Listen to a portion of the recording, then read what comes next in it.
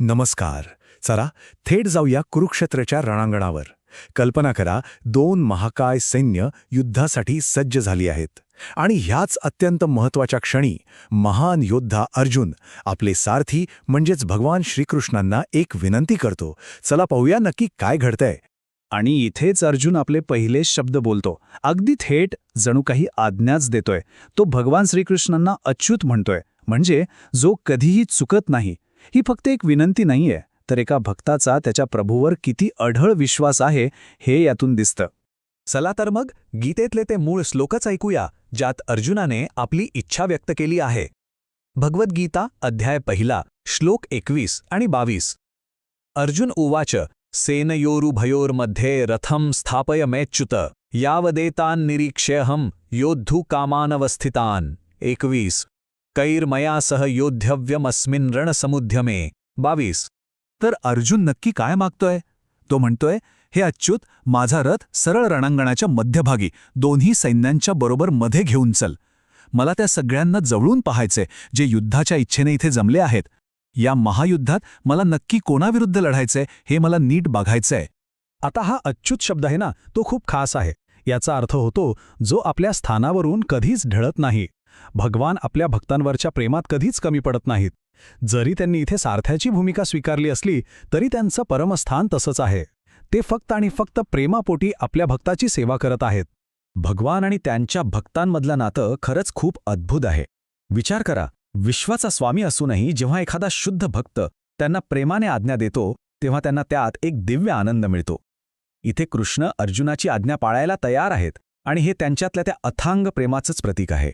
पण अर्जुन इथेच थांबत नाही. तो पुढच्या श्लोकात आपला हेतू अजून स्पष्ट करतो.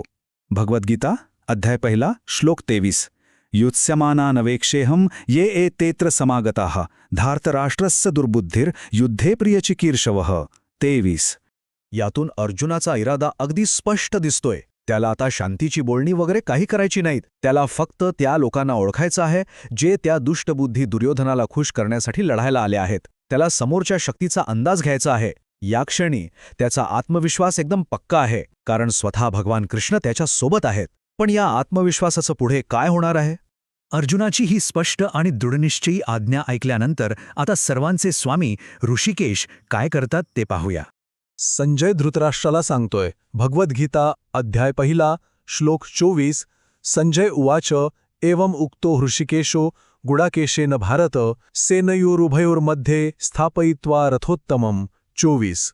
या श्लोकात अर्जुनासाठी एक खूप सुंदर शब्द वापरलाय, गुडाकेश. गुडाका म्हणजे झोप आणि अज्ञान, आणि ज्याने या दोन्हीवर विजय मिळवला आहे तो म्हणजे गुडाकेश.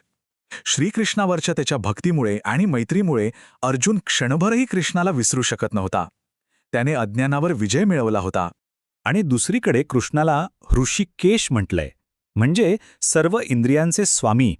याचा अर्थ असा की ते प्रत्येकाच्या मनात काय चाललंय हे जाणतात. अर्जुनाच्या मनात काय आहे, रथ दोन्ही सैन्यांच्या मध्ये उभा करण्यामागे त्याचा खरा उद्देश काय आहे हे त्यांनी आधीच ओळखलं होतं.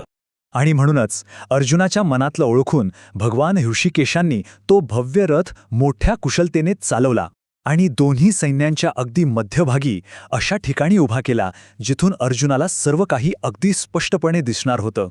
आणि रथ योग्य ठिकाणी उभा राहिल्यावर श्रीकृष्ण बोलतात. ऐकूया या भागातला शेवटचा श्लोक. भगवद्गीता अध्याय 1 श्लोक 25. भीष्मद्रोण प्रमुखतः सर्वेषां च महीक्षिताम् उवाच पार्थ पश्येतान् समवेतान् कुरुन इति. 25. भीष्म, द्रोण आणि जगातल्या इतर सगळ्या महान योद्ध्यांच्या समोर रथ उभा करून भगवान म्हणाले, हे पार्थ, इथे जमलेल्या सर्व कुरूंना पहा. भगवंतांचे हे शब्द खूप महत्वाचे आहेत. ते फक्त शत्रूंकडे बोट नाही दाखवत आहेत, तर ते अर्जुनाला त्याच्या कर्तव्याची आठवण करून देत आहेत. आणि त्याच वेळी हे तुझेच नातेवाईक आहेत हे त्याला पाहायला भाग पाडत आहेत.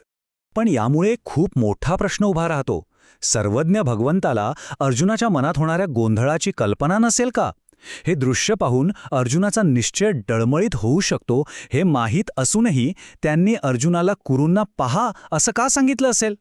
हे सगळं एका मोठ्या दिव्य योजनेचा भाग होतं का? जरा विचार करण्यासारखी गोष्ट आहे, नाही का? पाहिल्याबद्दल धन्यवाद. अशाच सखोल ज्ञानाचा शोध घेणं हाच आमचा ज्ञानकोश या वाहिनीचा उद्देश आहे. ज्ञानकोश ही एक बहुभाषिक वाहिनी आहे जिथे आम्ही इंग्रजी, हिंदी, मराठी, तमिळ, गुजराती आणि बंगाली या भाषांमध्ये आध्यात्मिक ज्ञान सामायिक करतो आणि लवकरच इतरही प्रमुख भाषांमध्ये घेऊन येत आहोत. आमचा उद्देश हाच आहे की सनातन धर्माचं कालातीत ज्ञान आपल्यापर्यंत सोप्या, स्पष्ट आणि अर्थपूर्ण पद्धतीने पोचवावं. आमच्या वाहिनीवर आपल्याला श्रीमद भागवतम, भगवद्गीता, महाभारत, ललिता सहस्रनाम, दैवाथीन कुरल, महाराष्ट्र आणि बंगालच्या संतांच्या कथा आणि आदि शंकराचार्यांच्या दिव्य अवताराची कथा यावर दररोज अभ्यासपूर्ण माहिती मिळेल. जर आपल्याला हे ज्ञान मौल्यवान वाटत असेल तर ज्ञानकोशला नक्की सबस्क्राईब करा, म्हणजे आपल्याला आमच्या रोजच्या व्हिडिओबद्दल सूचना मिळत राहतील. आणि हो, लाईक आणि शेअर करायला विसरू नका. हे दिव्य ज्ञान आपल्या कुटुंबासोबत, मित्रांसोबत आणि समाजात नक्की पोहोचवा. चला, आपण सगळे मिळून सनातन धर्माचा हा दिवा असाच तेवत ठेवूया. भेटूया पुढच्या वेळी.